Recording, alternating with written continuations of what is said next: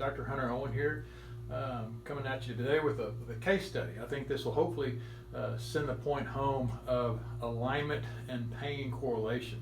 I know everybody's focused on the pain, and that's what brings most people in the office. But I also want to appreciate the cause of the pain, and what the majority of times has a high association with alignment. So let's jump into it. This is Dr. Brian Smith. He's a local dentist, great dentist. If you need a dentist, give him a call. He's given me permission to use his film. I wouldn't use anybody's film without asking him, so he's given me permission to use his film. And I think the main thing that he came in for initially was shoulder pain. He's a triathlete, does a lot of running, biking, and swimming, but he was having a lot of shoulder pain going on. You can imagine being a dentist doing that too, so he was kind of getting it from all different angles.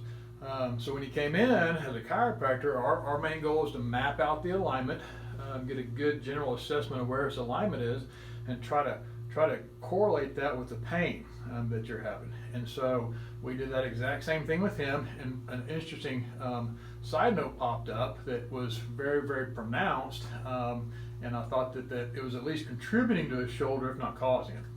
And as you can see behind me, we have a pelvis here. We have the low back and pelvis. Hopefully this shows up on the camera.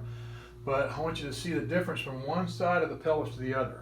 Okay, if you can see that, this number right here is 39.48 millimeters.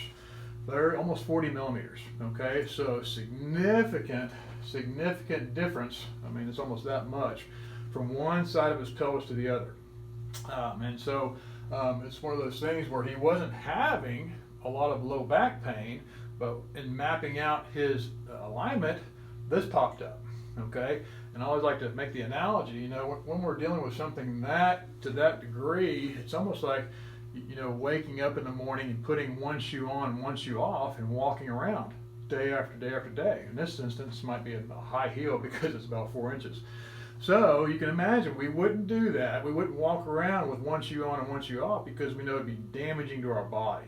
Okay, so this is the big thing here. When we're out of alignment, damage happens, you know, in our body, whether there's pain or not. And so when we get so focused on pain and not really appreciate alignment, damage happens. Okay, and I'm going to have a whole other video on that. We're going to go way into deep of how that damage is produced, what it looks like, and some things to look for. But that's in a later video. Going back to Brian. So we got a 40 millimeter difference, 39.48 millimeters. We can get very accurate and precise with our x-rays nowadays. Some chiropractors don't take any x-rays. I use our x-rays as a roadmap because that difference tells me what type of treatment to do and how much to do. And that's how we can get good results. So we need to be very accurate and precise in what we're looking at. So the big question, the big takeaway from this is, person's not having low back pain, okay? But we got a almost 40 millimeter difference from one side of the pelvis to the other. Does this person need an adjustment? And I'm going to give you the answer in our next video.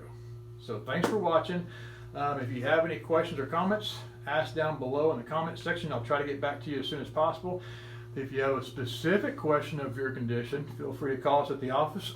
Excuse me, 512-451-9655, and you can also go to our website, firstwellnessaustin.com. Everything's below in the description. So let me know if you have any questions. If not, stay tuned for our next part 2 to hear the answer.